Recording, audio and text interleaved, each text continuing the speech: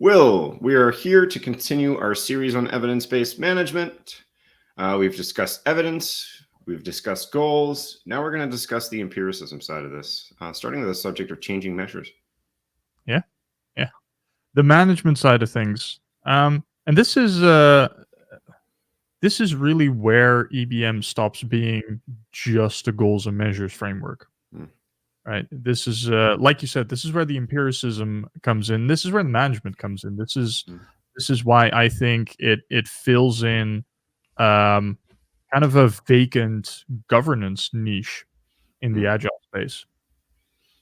Yeah, it's interesting because you can have a one-time thing where you go and you have really good looking goals that you set up. You spend maybe a day or two working through this. You have all your KVAs, you have KVM set up underneath it, and then you just keep doing the same thing, right? So that's why the interwovenness of empiricism, when we talk about evidence-based management, is vitally important to it being beneficial for anything, right? So why don't we get into sharing the screen here and start putting some notes down as we've done in the past. I'm going to make that happen right now. And see, look at our board, Will. We're filling it all in. Hop over here towards empiricism and start talking about changing measures. How do you want to kick this one off? So why would we want to change measures, Todd? Yeah, I can think of a bunch of reasons.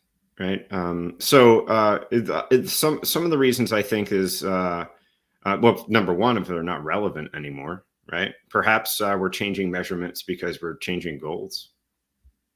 Yeah, that's true. I also can't help but think about when we try to force in performance measurements, maybe unintentionally or intentionally. And when you try to put a performance measurement on a knowledge worker, that knowledge worker will find out about that performance measurement, and then it will lose the information that you wanted it to give you anyway. And so sometimes I see that happen with a measurement unintentionally. And it's like, wow, this looks really good. And then you figure out it's because people want it to look good.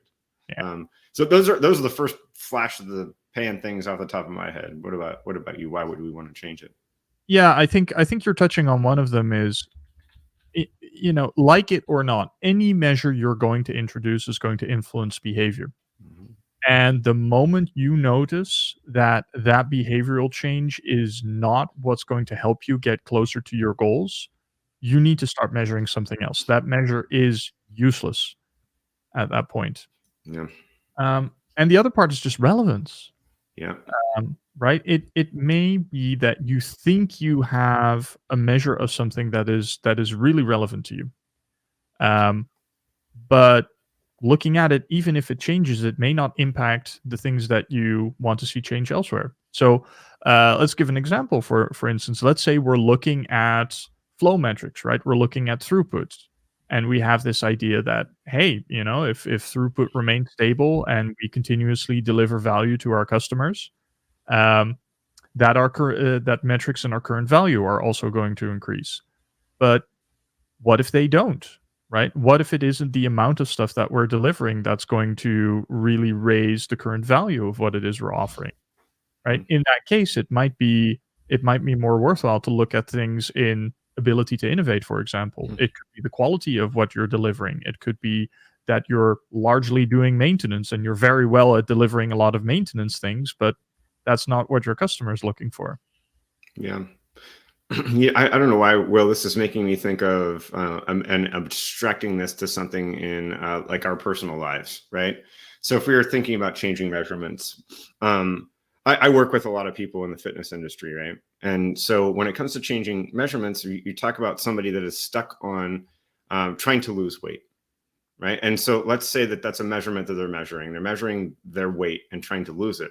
What if that person then begins a very regimented weightlifting program, right? Suddenly, weight loss is not as important, but what if you keep measuring it as an indicator of success? You've become more muscular, and muscle weighs more than fat, but you're still intent on losing weight. At what point are you detracting from your goals of getting stronger rather than just losing weight? It's this counterbalance. I hope that one's kind of sticks. So. Absolutely, absolutely. According to the BMI index, right, the body mass index, a lot of professional weightlifters and strongmen are horrendously overweight. Oh yeah. Uh-huh. Yeah. Yeah, and Yeah. so think of that. Think about how we're doing that in our organizations. This obsession with this one metric that we may have that might be completely irrelevant because of something else we're trying to do. So why do we continue to measure them? It's almost like they say the definition of insanity, right? Where we just are intent on continuing to measuring it, continuing to look at it, and continuing to drive behaviors behind it, but it isn't relevant to what we're doing right now. Well, and here's the wicked thing when you actually try to change measures, right? We know that phrase, if you don't measure what you value, you will value what you measure. Mhm. Um, but once this has taken root in an organization, once you have those initial measurements in place, there's a large degree of sunk cost fallacy involved. Mhm. We have a really hard time letting go. And you and I face this especially when we try to move organizations from a management of people mindset to a management of work, Mhm. right? We don't care about the individual efficiency numbers of employees, right? We don't care if someone is 10% utilized, 50% utilized, 90% utilized, right? Beyond that, that 90% is too much. But if that's all an organization measures, trying to get them to measure something else and letting go of those individual performance metrics is really, really hard because they put a lot of effort into designing a whole management system around it. Mhm. And quite frankly, those measurements are easy to define and easy to find because we've been using them for quite some time. The problem with them is this one here, behavioral influence, right? Yeah, And what happens there. And the fact that the digital economy that we're working in right now has a lot of knowledge workers. Knowledge workers are creative workers. yeah, And it's really hard, if not impossible, I would argue impossible to measure the performance of one of those knowledge workers. By way of the success of a product, you can. Let's turn the focus and attention to a product. And so I'm wondering, Will, is there anything is there any flags that go up when you know that a measurement that we have in place right now is no longer relevant? Is there anything that you and any kind of smell that you tend to pick up on? well, when the results stay out, right?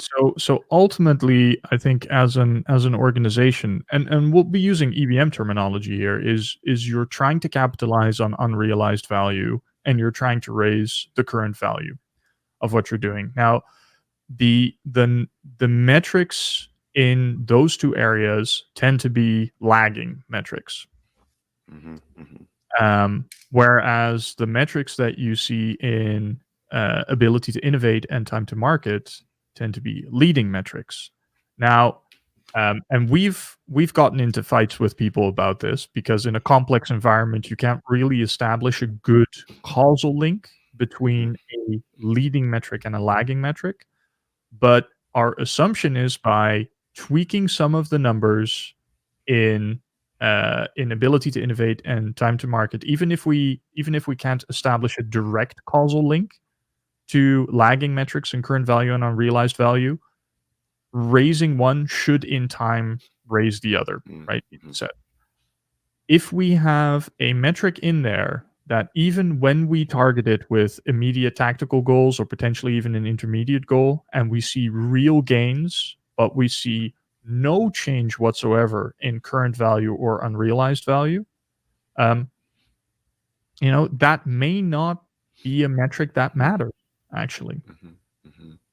Yeah, I think that kind of goes across the board here. You mentioned a couple things about goals changing. It's probably interesting to understand behavioral influences here as well, and relevance. I think you've kind of hit on all of these, and how we look at these, and that causality thing. I tell you what, Will, as a product owner, drove me insane Yeah. because I wanted to know the answer. I wanted to know a direct correlation between a feature that we built and the success of it in production, and I couldn't find it in a lot of instances. It drove me insane until I just let it go. And we talk a lot about taking these small bets and trying to measure things. And when I was thinking about this, and when you were mentioning things, you were talking about the KVAs a bit, and I started to think, and I truly believe this, and I'm not sure what your experiences are, but I truly believe that in any given circumstance, in any moment in time, there is a little bit of tilt into one of the KVAs. Yeah. In product development. Now, it's really hard to evenly distribute our thoughts and what we're focused on across all 4 KVAs. And so I do feel like companies will lean into one of the KVAs at any given time, sometimes too much. Oh, yeah. And so I'm wondering if a really good sense-making tool is to, at some kind of interval, take a quick peek and say, where are we focused right now? Because if that focus changes on your KVAs, if you were focused on time to market, right? If you were focused on time to market and suddenly you find yourself more focused on achieving some unrealized value, right? Your measurements are probably stale. It's probably time to look at new things. So I don't know. What do you think about it? Do you see the same thing in the field where you see organizations or products tend to be tilted in one of the areas? Well, absolutely, absolutely. I think one of my fairly recent examples, and this was, I think, about a year ago.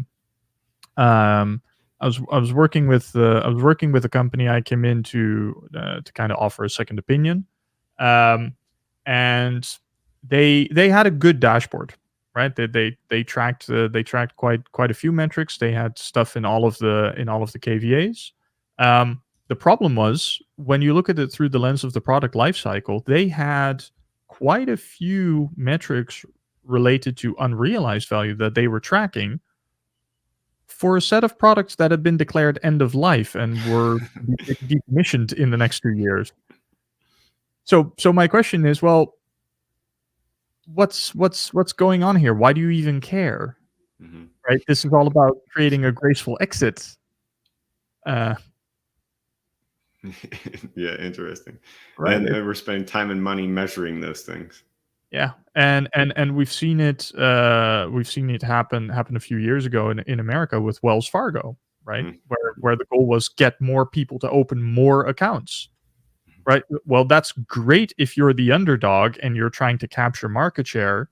But if you already have 60% of the market, trying to get more and more and more accounts and continuing a Yeah. strategy focused around growth year on year, I don't know.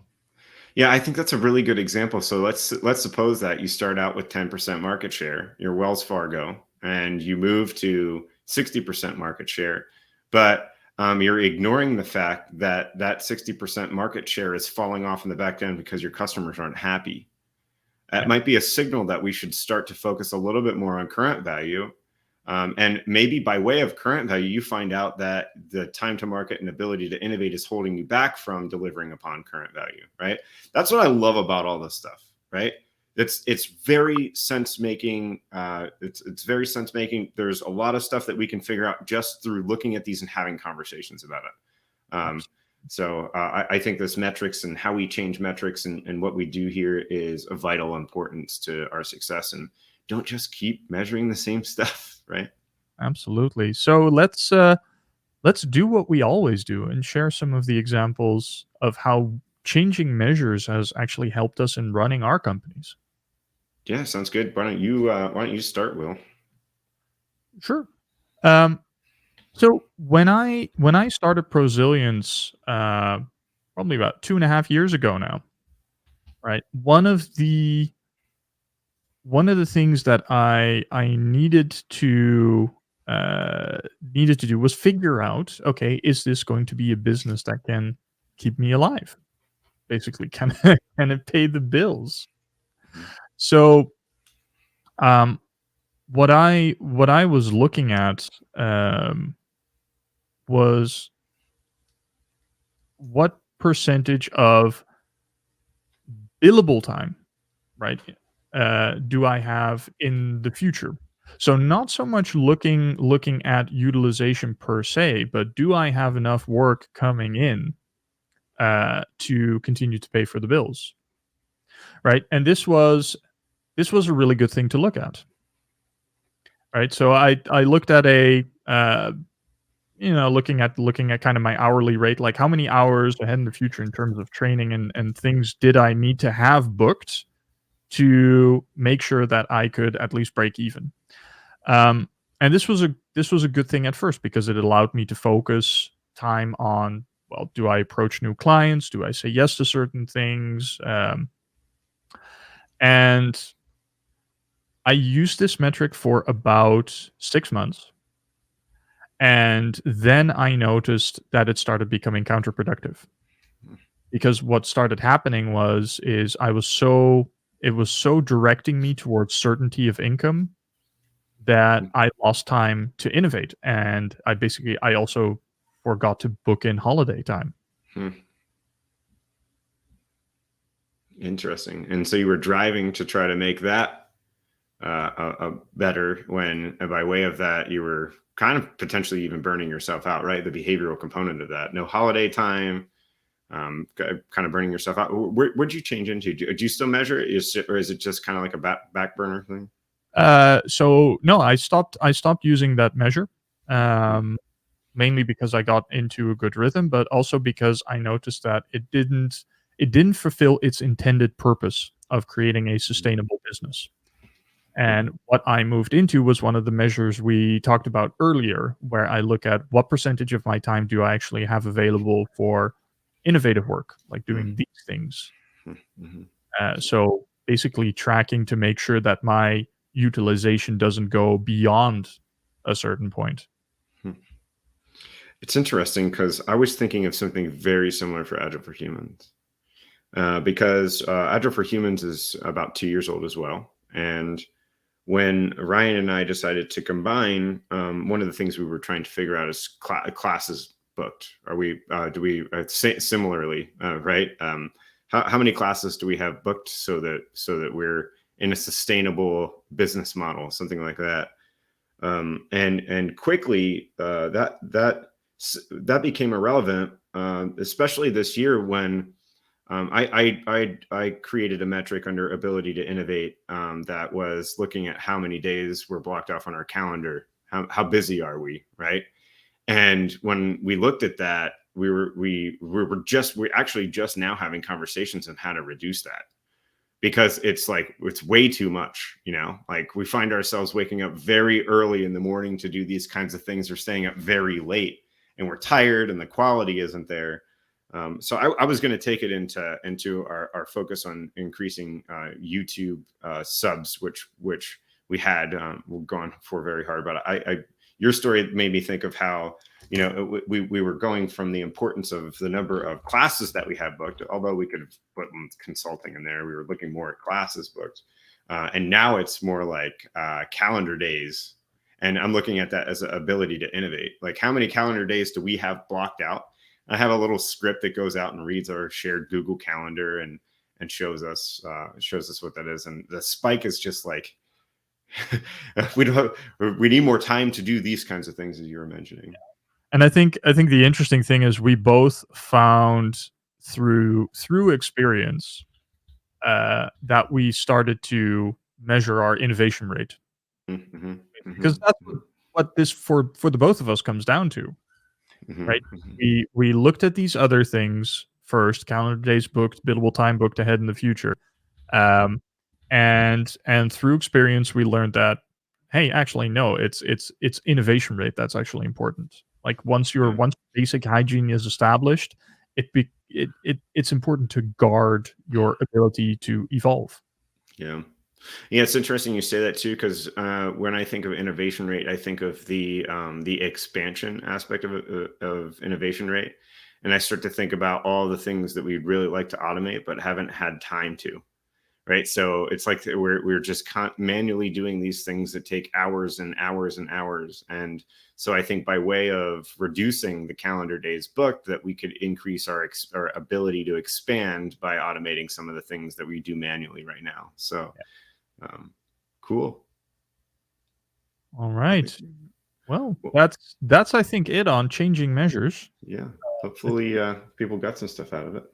Yeah, I think we touched on a few things. I think the main thing that we want to make sure that you take away from this video is, don't just wait for your goals to change. These three things that we measured, the goals change, the behavioral influence, the relevance, all those things on their own are reason enough to reevaluate what things you measure. 100%, 100%. And we gave a couple ideas on how you can maybe gain some insights if you have some stale measurements out there. So cool. All right. All right. Well, I think this one's a wrap. Exactly. Until next time.